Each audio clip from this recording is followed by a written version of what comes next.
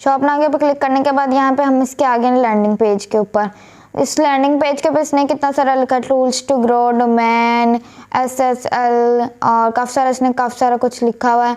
हमारे पास इतना टाइम तो नहीं है कि हम इसे इतना सारा कुछ पढ़ेंगे और इसे कहेंगे, और हम सीधा नीचे चले जाएंगे और जहाँ पे लिखा होगा इसकी प्रोडक्ट्स वगैरह जो भी है हम उसके ऊपर क्लिक कर देंगे और बैक ऑन टॉप कर देंगे, तो हम ऊपर टॉप के ऊपर आ गए। यहाँ पे हम अपना मंथ वगैरह लिख लेंगे जो हमारा होगा। उसके बाद जो हमारा टॉपिक होगा, यहाँ पे इसने सारा कुछ लिखा हुआ है। इसने तो जो छोटा करके लिखा हुआ, काफ़ी सारी जो होते हैं एड्स होती हैं उन लोगों ने इतना बड़ा बड़ा करके लिखा होता है, काफ़ी बड़ी होती हैं जिनका हमारा टाइम नहीं होता। हम इसके पेज लैंडिंग पेज के ऊपर आ गए, जो इसका स्टोर था, जो इसका पेज था। उसके बाद हम वापस आ गए, तो ये फेसबुक ने कलेक्ट कर लिया। फेसबुक ने कहा कि मैंने इसे ऐड दिखाई, ये उसके लैंडिंग पेज के ऊपर गया और ये वापस आ गया।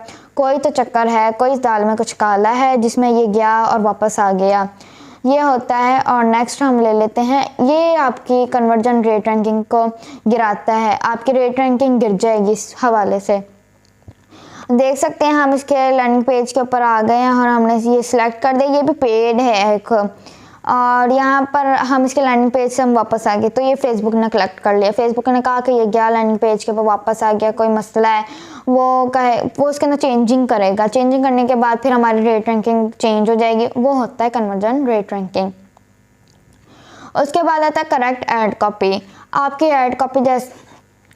ऐड कॉपी करेक्ट होनी चाहिए। आपने ऐड कॉपी किसी की कॉपी नहीं करनी, कॉपी करेंगे तो आपको कॉपीराइट का काफ़ी ज़्यादा ब्लेम आ सकता है, कॉपीराइट आ सकता है। अगर मेरी जो प्रोडक्ट है वो भी इसी के हवाले से है, मैं सी मोर के ऊपर क्लिक कर, मीन्स कि मैं इसके अंदर काम कर रही हूँ, उसके ऊपर मैं इसकी जो ऐड कॉपी है हम ले लेते हैं, ये वाली। इसकी तो 2 लाइन होंगे, इसका हमने कॉपी करके इसी को हमने पेस्ट कर दिया तो हमारा कॉपीराइट आ जाएगा। कॉपीराइट 1 दफ़ा आ गया, 3 दफ़ा आ जाएगा तो आपका चैनल जो होगा, आपका जो पेज होगा, आपका जो स्टोर होगा वो बैंड हो जाएगा दोबारा। उसे बैंड होने के बाद से दोबारा रीन्यू होने के लिए काफ़ी टाइम लगेगा। तो कॉपीराइट 1 दफ़ा आ जाए तो वो फिर कॉपीराइट ही रहता है। और ऐड कॉपी आपकी अच्छी नहीं, आपने ऐड कॉपी मेहनत करके आप खुद बना लें, पर ऐड कॉपी अच्छी होनी चाहिए। ऐड कॉपी छोटी तो ज़्यादा बड़ी भी ना हो। और उसके बाद आता है एक मोस्ट इम्पॉर्टेंट पार्ट आता है, वो होता है ऐड क्वालिटी। आपकी ऐड क्वालिटी बहुत अच्छी होनी चाहिए। ऐड क्वालिटी अच्छी नहीं है, आपका व्यूवर नहीं है।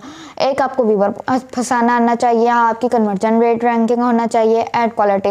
ये मैंने ऐड क्वालिटी आपको पिछली वीडियो में सारा एक्सप्लेन किया डिटेल के साथ। आप मेरी पिछली प्रीव्यू वीडियोस देख सकते हैं।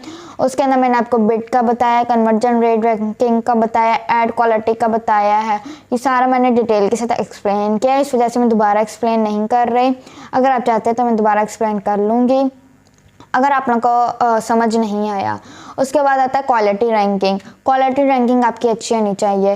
क्वालिटी रैंकिंग ये होती है कि अगर आपका कस्टमर के पास पार्सल चले गया है और कस्टमर के पास पार्सल जाने के बाद आपकी जो होगी ऐड के अंदर वो आपको रिव्यू देगा, आपको कहेगा कि अच्छा है। अगर वो आपको कहता है कि वो कमेंट्स के अंदर आएगा, कमेंट में जाके वो कहेगा कि ये फ्रॉड है, ये ऐसे ये तो मैं किसी और की ऐड खोल के, तो क्या आपकी ऐड के ऊपर भी ऐसा हो सकता है। काफ़ी सारे कस्टमर्स होते हैं जिन लोगों ने ऑर्डर कुछ और किया होता है और हम देते कुछ और हैं, ख्याल से हमें देना पड़ता है।